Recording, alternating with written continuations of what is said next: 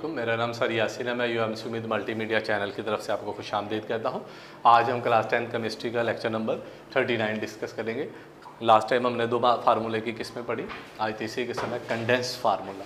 The formula that indicates the group of atom joint to each other in a straight chain और a branch chain. ये देखें, ये chain जैसा कि आपको चेन नज़र आ रही है जिसमें सारे कार्बन एटम एक सीधी लाइन में है, तो ऐसी चेन स्ट्रेट चेन कहलाती है। अगर इस चेन में गौर करें तो ये सारे कार्बन आइटम सीधे हैं, लेकिन यहाँ पर एक ब्रांच भी मौजूद है। ठीक है, तो ऐसी चेन जिसमें एक ब्रांच आ जाए उसको ब्रांच चेन कहते हैं। अच्छा जी, अगर आप फार्मूले की तरफ गौर करें तो इसमें 4 कार्बन आइटम है। 4 कार्बन आइटम कंपाउंड को कहते हैं ब्यूटेन, और चूंकि ये बिल्कुल स्ट्रेट चेन है, इसमें कोई ब्रांच नहीं है, तो इसके लिए नॉर्मल का लफ्ज़ इस्तेमाल कर देता है, नॉर्मल ब्यूटेन। इसके फार्मूले की तरफ अगर आप गौर करें तो 3 कार्बन एटम तो बिल्कुल स्ट्रेट है, लेकिन एक ब्रांच है, यानी टोटल 4 कार्बन एटम है। ब्रांच के लिए लफ्ज़ आइसो इस्तेमाल किया जाता है। अगर एक ब्रांच हो, अगर कितनी ब्रांचें हों, सिर्फ एक ब्रांच हो तो उसके लिए आइसो, लेकिन अगर एक से ज़्यादा हो जाए तो फिर इसके लिए अलग नाम इस्तेमाल किया जाता है। चूँकि 4 कार्बन एटम इसको ब्यूटेन कहेंगे, इसका नाम होगा आइसो ब्यूटेन और इसका नाम होगा एन ब्यूटेन। अच्छा, अब ये जो स्ट्रेट चेन है, इसमें अगर आप गौर करें तो फार्मूले में एटम्स के ग्रुप हैं, group of atom, group of 3 hydrogen, ये भी ग्रुप ऑफ एटम है, ये भी ग्रुप ऑफ एटम है, ये भी ग्रुप ऑफ एटम है। हमने कहा the formula that indicates the group of atom joint to each carbon atom in state, यानी एटमों के ग्रुप कार्बन एटम से स्ट्रेट चेन में जुड़े हों। 3 हाइड्रोजन का ग्रुप है, 2 हाइड्रोजन का ग्रुप है, 2 हाइड्रोजन का ग्रुप है, तो ऐसा फार्मूला जो है।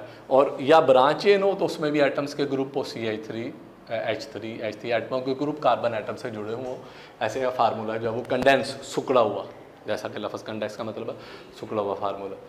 इलेक्ट्रॉनिक और dot and cross formula, the formula which show the sharing of electron between the various atom in the molecule of. अच्छा, ऐसा फार्मूला जो मॉलिक्यूल के एटमों के दरमियान इलेक्ट्रॉन की शेयरिंग को जाहिर करता है। जैसे कि अगर आप गौर करें तो इसमें 4 कार्बन एटम है और इसमें 3 कार्बन एटम है। कार्बन जो है इसकी वैलेंसी 4 होती है, यानी इसके आउटर मोस्ट शेल में जो है वो 4 इलेक्ट्रॉन मौजूद होते हैं। अगर आप गौर करें, इलेक्ट्रॉन को 2 तरीक़ों से जाहिर किया जाता है। इलेक्ट्रॉन को या तो डॉट से जाहिर किया जाता है या क्रॉस, दोनों का मतलब एक ही होता है। एक एटम के लिए हम डॉट डाल देते हैं और दूसरा एटम जो हो उसके लिए हम क्रॉस का लफ्ज़ इस्तेमाल कर लेते हैं। इस कार्बन की वैलेंसी 4 है, क्रॉस क्रॉस क्रॉस 3 इलेक्ट्रॉन, और इधर मैंने एक इलेक्ट्रॉन को डॉट से जाहिर कर दिया। इसी तरह इस कार्बन की वैलेंसी 4 है, क्रॉस क्रॉस क्रॉस और एक डॉट, और इसी तरह इस कार्बन की वैलेंसी क्रॉस क्रॉस क्रॉस और डॉट, क्रॉस क्रॉस क्रॉस और डॉट। अच्छा, चूँकि कार्बन की 4 वैलेंसी है, इसके साथ हाइड्रोजन जो है इसके बॉन्डिंग भी 4 होनी चाहिए। एक हाइड्रोजन ये जुड़ा है जिसका इलेक्ट्रॉन डॉट है, यह हाइड्रोजन डॉट इलेक्ट्रॉन, यह हाइड्रोजन डॉट, इसी तरह दूसरे कार्बन के एटमों की बयान बॉन्डिंग। तो अगर आप इस पूरे फार्मूले में गौर करें तो हमने इलेक्ट्रॉन की शेयरिंग जाहिर की है, यानी इसमें एक इलेक्ट्रॉन इसका और एक कार्बन का, एक हाइड्रोजन का, एक कार्बन का, एक हाइड्रोजन का, एक कार्बन का और दूसरे का, एक कार्बन का एटम डॉट और दूसरे कार्बन का एटम इलेक्ट्रॉन। तो ऐसा फार्मूला जो एटमों के दरमियान इलेक्ट्रॉन की शेयरिंग को कंपाउंड में जाहिर करता है वो इलेक्ट्रॉनिक और डॉट एंड क्रॉस फार्मूला कहलाता है।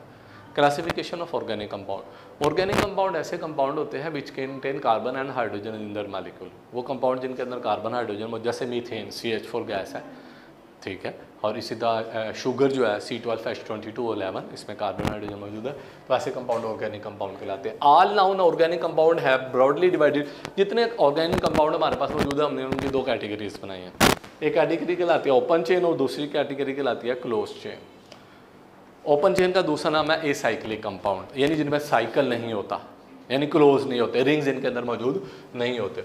Open chain compound are those in which carbon atom are joined with each other in such a way they form a chain ring, they form a ring chain of the carbon atom.